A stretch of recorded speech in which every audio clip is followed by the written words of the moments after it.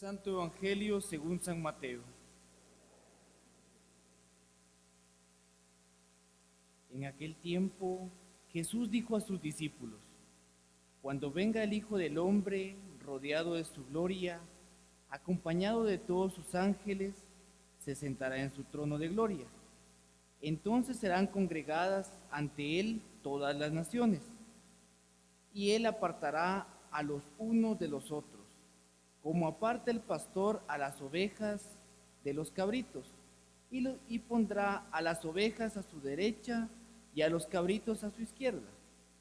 Entonces dirá el rey a los de su derecha: Vengan, benditos de mi Padre, tomen posesión del reino preparado para ustedes desde la creación del mundo, porque estuve hambriento y me dieron de comer, sediento y me dieron de beber, era forastero y me hospedaron, estuve desnudo y me vistieron, enfermo y me visitaron, encarcelado y fueron a verme.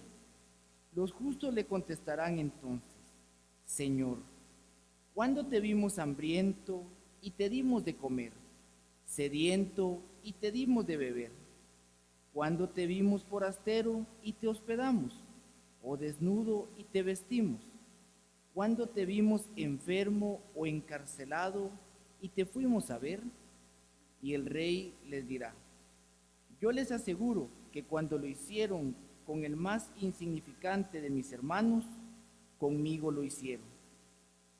Entonces dirá a los de la izquierda: Apártense de mí, malditos, vayan al fuego eterno, preparado para el diablo y sus ángeles, porque estuve hambriento y no me dieron de comer, sediento y no me dieron de beber, era forastero y no me hospedaron, estuve desnudo y no me vistieron, enfermo y encarcelado y no me visitaron. Entonces ellos le responderán: Señor, ¿cuándo te vimos hambriento o sediento, de forastero o desnudo, enfermo o encarcelado, y no te asistimos? Y él les replicará: Yo les aseguro que cuando hicieron con uno de aquellos más insignificantes, también lo hicieron conmigo. Entonces irán al castigo eterno y los justos a la vida eterna. Palabra del Señor. Gloria a ti, Señor. Por las palabras del Santo Evangelio sean perdonados nuestros pecados. Demos un aplauso al Señor. El último domingo del tiempo del año litúrgico de la Iglesia. La Iglesia pues no termina el 31 de diciembre, termina hoy con la fiesta de Cristo Rey. E inicia mañana lunes, ya inicia el tiempo del Adviento. Así es, ¿verdad? Empieza el Adviento mañana. ¿O todavía no empieza mañana? Todavía es semana ordinaria. Bueno, entonces el otro sábado, perdón. Hay que consultar porque si no lo pelan a uno los seminaristas. Es cierto, es el sábado en la sábado por la tarde. El Adviento, que es el inicio de un nuevo año litúrgico, le llamamos, año celebrativo de la Iglesia, ¿verdad? Que nos da la oportunidad para ir tomando, recordando y más o menos reflexionando distintos momentos de la vida de nuestro Señor. Pero en esta fiesta, que es el final del año, ¿verdad? Por eso el tema que plantea es el final de los tiempos. Habla el Evangelio de San Mateo de lo que tal vez podemos decir en pocas palabras, el juicio final. Por ahí se le conoce esta parábola, porque es una parábola, como el juicio final. Y está planteado desde el punto de vista de final de los tiempos, final del año de la Iglesia, final de los tiempos, ¿verdad? Tratando de coincidir. Por ello, en la segunda lectura, veamos por favor de la carta del apóstol San Pablo a los Corintios, trae información importante, muy valiosa y sobre todo necesaria para el mayor conocimiento de nuestra fe. Dice San Pablo algo que todos sabemos, dice: Cristo resucitó, y resucitó como la primicia de todos los muertos. Importante esta afirmación de San Pablo. Primicia, es decir, el primer fruto. ¿De qué? De todos los muertos. Todos los muertos. Esto es importante hoy matizarlo, ¿verdad? Porque lo va a decir también más adelante San Pablo. Todos los que han muerto, todos, sin excepción, todos los muertos. No se trata de que el tema de la resurrección sea para unos sí y para otros no. No se trata de que se resuciten solo los buenos y no los malos, No se trata de que resuciten solo los creyentes y no los que no son creyentes. Es todos, todos los muertos, todos, todos. Cristo como la primicia, es decir, el primero de todos los muertos, de todos los tiempos, de todas las épocas. Y lógicamente, pues en algún momento determinado, pues la expectativa de la resurrección después de Cristo se da.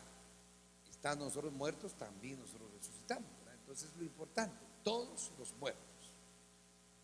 Dice San Pablo, en efecto, dice, así como en Adán como representante del género humano, Adán es representante del género humano, así como en Adán todos mueren por el pecado, vino la muerte al ser humano, no por voluntad de Dios, es por el pecado del hombre, es por la humanidad del hombre, vino la muerte. Si por uno vino la muerte, por uno viene la salvación. Por lo tanto, dice San Pablo, pero cada uno en su orden. Y aquí establece San Pablo un orden importante en los acontecimientos. Dice, primero Cristo, como primicia. Vuelve a repetir San Pablo, primicia de entre los muertos. Segundo, los muertos. No lo dice aquí, pero en otro momento San Pablo sí dice, los que estén vivos, porque ciertamente la expectativa es que habrá algunos vivos, entonces también dice los que estén vivos, también serán arrebatados juntamente con los muertos para resucitar. Y luego, dice San Pablo, aquí dice,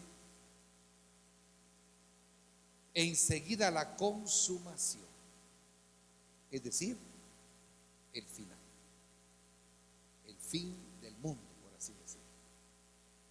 Entonces, creo que en ese sentido, este es un orden, bueno, que está en la Escritura, San Pablo, capítulo 15, versículo 20 al 28, en la primera carta a los Corintios, pero lo interesante es que el orden sí es importante, porque en algunas iglesias cristianas cambia el orden, y al cambiar el orden de los acontecimientos, ciertamente sí se altera el resultado, sí afecta el resultado, porque plantean en un momento determinado que primero es el fin, y el anuncio del fin del mundo es importante muchas veces. Fíjense que nosotros lo tenemos como tercero, primero Cristo, luego la resurrección y después sí, el fin. Pero lo plantean a veces al revés o en otro orden. Primero el fin, después viene Jesucristo y después la resurrección. Parece lo mismo, pero no lo es. Personalmente creo que la expectativa de San Pablo y la expectativa católica es más acorde a las circunstancias. Primero viene Jesucristo, regresa en su advenimiento, dice San Pablo. Entonces seremos salvados de la muerte, todos los muertos, todos los muertos. Y entonces, ya que nadie pueda sufrir, ya que nadie pueda padecer, porque estaremos resucitados, entonces sí, el fin. Pero si se plantea el fin como primera opción, pensemos en los que estén vivos el día de ese fin. Sí, podría ser una situación trágica, una situación tremenda. Es decir, lo menos que me podría imaginar algo así como que el sol se empiece a acercar a la tierra, ¿verdad? Así despacito. Bueno, despacito para nosotros, ¿verdad? Pero, y que empezara a acercarse el sol a la tierra, ¿verdad? Y que dijera, miren, para mañana tenemos 40 grados de temperatura, al mediodía 60, en la noche 90, a la mañana siguiente 120 grados, ¿verdad? Así como dice, ya está llegando, ¿verdad? Está llegando, ¿verdad? Entonces, está bien al principio, un poquito bronceado, ¿verdad? Y todos ahí aprovechando el sol, pero al rato achicharronados. Y lo que pudiera suponer esto de sufrimiento, angustia, desesperación, a mayor acercamiento del sol, me imagino yo, pues no hay noche, solo luz, no sé, digamos, los glaciares se derretirían también, había inundación, no sé, había que pensar en un caos así bien hecho, ¿verdad? Un caos bien montado. Pero imagínense qué angustia, qué desesperación, qué tragedia poder estar vivo ese día, ¿verdad? Y se supone que esperamos la venida de nuestro Señor y Salvador y no esperamos la destrucción. El fin viene después de los acontecimientos. Y por lo tanto, pues sí, el orden es importante mantenerlo. Primero viene Cristo, luego la resurrección y por último el fin.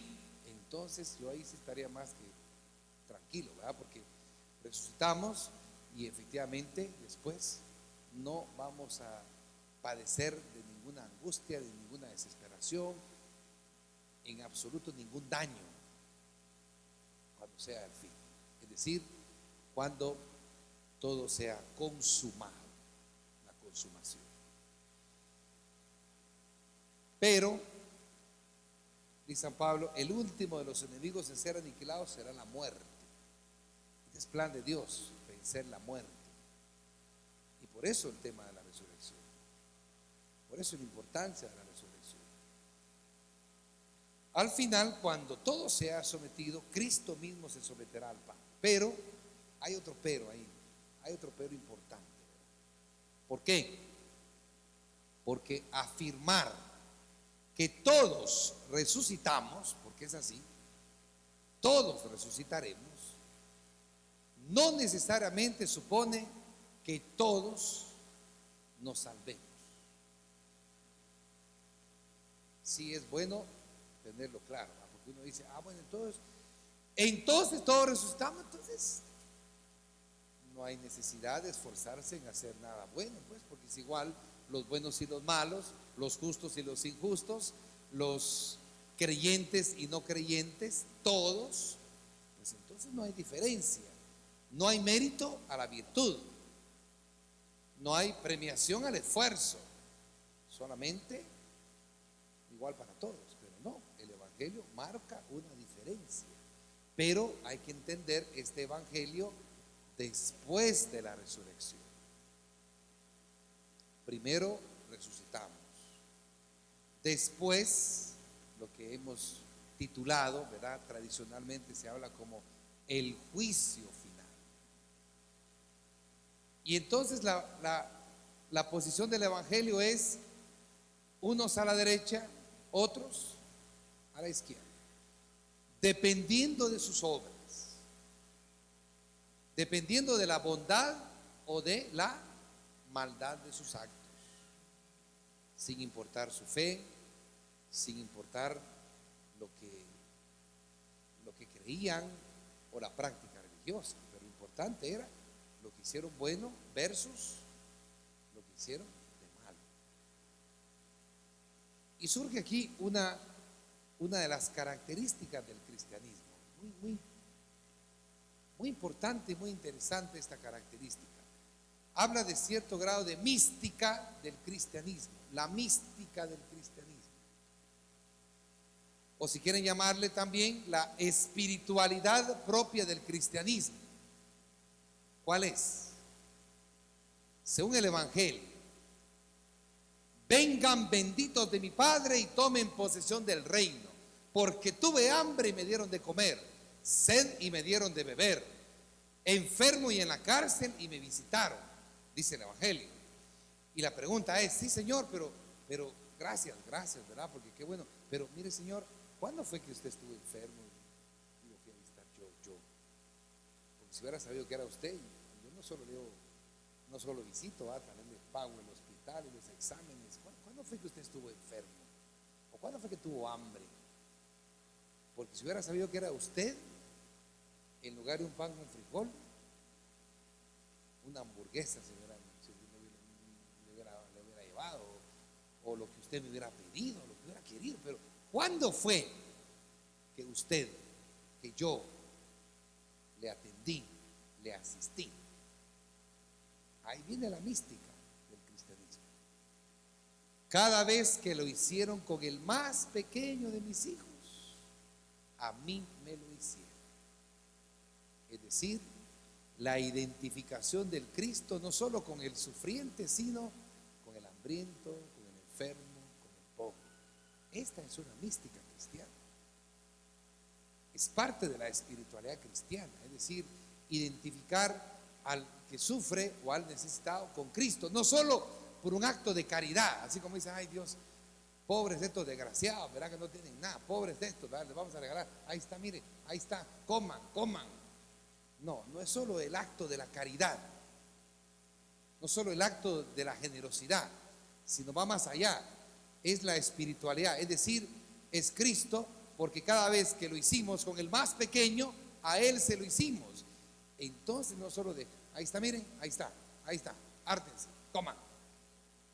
No, es, mire, siéntese, venga a comer, miren, venga, aquí está, con mucho gusto, vamos a visitar al enfermo, vamos a atender, pensando en eso, ¿verdad? Que no es solo un acto de caridad, que no es solo un acto de humanismo, no solo es decir, ay sí, pobres, ¿verdad? Bueno, démosle lo que nos sobra.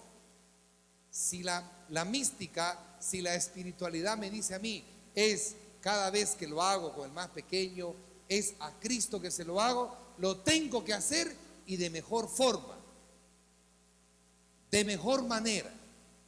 Y ahí cambiaría el concepto, no lo que me sobra, sino lo que tengo y lo que está en buen estado.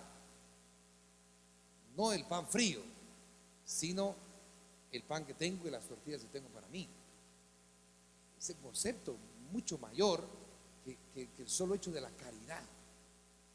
Porque la caridad, pues sí, hay instituciones, hay asociaciones, hay personas altruistas, ¿verdad? Que inician campañas, leía yo ahora campañas, incluso grupos musicales, algún tema musical para los damnificados del ébola, para los damnificados de esto, de lo otro, en función de la investigación para terminar enfermedad, etcétera, etcétera. Es decir, hay muchas personas que lo hacen y que no están inspiradas por un principio de fe, solamente por una conciencia social.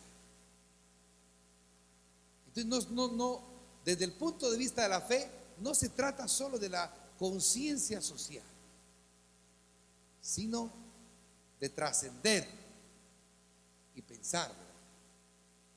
Cada vez que lo hago con cualquiera de los más pequeños, es a Cristo que se lo atribuye.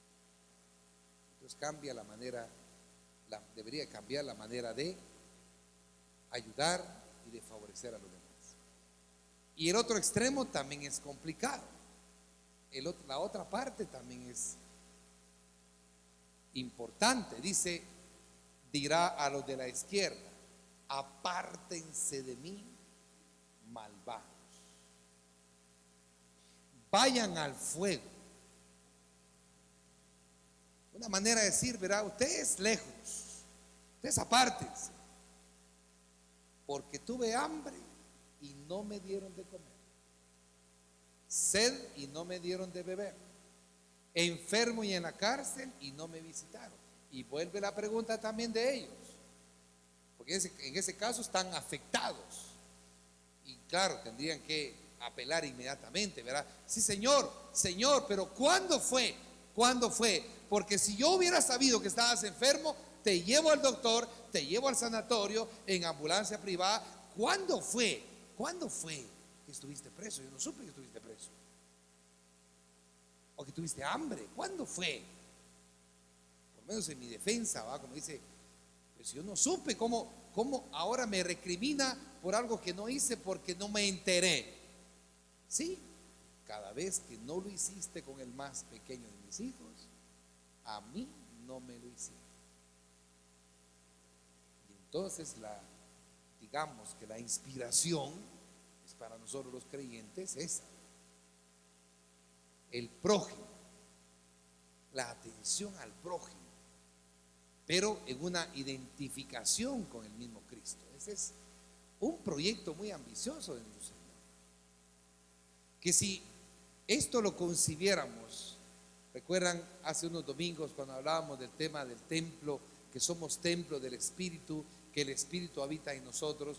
Si todo el mundo entendiera el concepto, verá, ver en cada ser humano a otro Cristo, entonces no habría violencia, enemistades, odios, ciertamente no habría discriminación, no habría maldad. Pero como no hemos logrado, hablemoslo así, ¿verdad?, los cristianos, de influir con esta mística o con esta espiritualidad, pues se entiende, ¿verdad? Los no creyentes no les importa matar a un inocente, no les importa disparar dentro de una unidad de transporte urbano, y no importa si hay niños, no importa si hay mujeres, no importa si el piloto es un padre responsable, no importa, es decir, no tiene ningún fundamento que de alguna manera le diga, mire, lo que usted le está haciendo a este inocente es al mismo Cristo y va a pagar por eso. No porque Dios lo quiera, sino porque son sus acciones en contra de la humanidad, y en este caso en contra de un ser humano, imagen y semejanza de Dios. Son las consecuencias de los actos. Posiblemente en este momento podrán decir, bueno, pues como no nos agarran, como no nos capturan, como nadie dice nada, como nadie ve nada, como nadie se entera, bueno, somos libres, sí, pero en un momento determinado de la historia habrá que dar cuenta de las acciones realizadas, de las buenas y de las malas.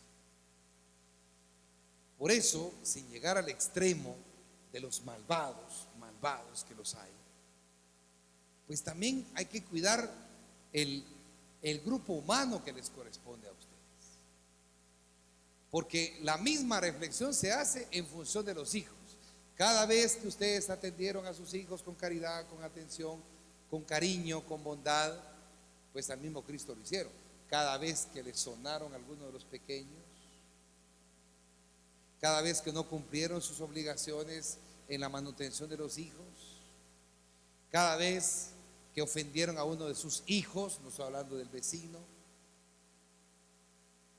también será sujeto de reprobación. Y hay que seguir ampliando el círculo, ¿verdad? El resto de la familia, incluida la suegra. Pongo a la suegra de ejemplo siempre porque por la pobre suegra nadie la quiere, ¿verdad ustedes? Hasta el pan sándwich, ¿verdad? La tapadera es la suegra porque nadie le gusta. Así le pusieron. ¿Quién se habrá atrevido a ponerle las tapaderas del pan sándwich, ¿verdad? Le pusieron la suegra porque nadie las quiere porque están duras. Entonces dice uno, la relación entre personas debe de cambiar en función de esta propuesta de Jesús. Cada vez que lo hicimos o lo dejamos de hacer. Y hay que agregar una última parte necesaria, de verdad, es decir, toda agresión contra una persona, contra una mujer, contra un niño, contra una persona cualquiera, es una agresión a Jesucristo, siguiendo esta misma espiritualidad. Y habrá que agregar la otra parte, porque el mandamiento dice, amar a Dios, al prójimo, entonces también habrá que hacer referencia a uno mismo. Cada vez que yo me ocasiono un daño, Cada vez que yo no me valoro, cada vez que yo, como imagen de Dios, no cuido de mi salud, de mi bienestar, si yo me descuido en cuanto al tema de los vicios, si yo me descuido en cuanto al tema del abuso, en el tema del trabajo, del ejercicio, incluso del sexo, pues también estoy haciendo daño al Cristo que vive en mí. Así de simple. Es decir, es la consecuencia de la propuesta de Jesucristo. Cada vez que lo hicimos con el más pequeño o con nosotros mismos, a Él se lo hicimos. El bien o el mal. Cada vez que lo dejamos de hacer a nuestro prójimo o a nosotros, un bien, pues también a Él se lo dejamos de hacer. Entonces, creo que es una invitación para que de alguna manera sepamos descubrir en cada persona lo que se dice al otro yo. Y entender que si somos imagen de Dios y que Cristo se hizo hombre por nosotros, pues también compartimos con Él el Espíritu y por lo tanto la valoración de cada persona. Y tal vez la expectativa mayor de este domingo sería eso, ¿verdad? Que nuestra caridad no se base solo en lo que nos sobra, porque si de verdad fuera el mismo Jesucristo el que viniera a pedirnos una ayuda, estoy seguro que le daríamos todo lo que tenemos. Pero no necesitamos que sea la revelación de Dios o una manifestación de Jesús, es cada vez que lo hacemos en el más pequeño de sus hijos. Démosle un aplauso al Señor en esta noche que el Señor nos está permitiendo participar de esta celebración.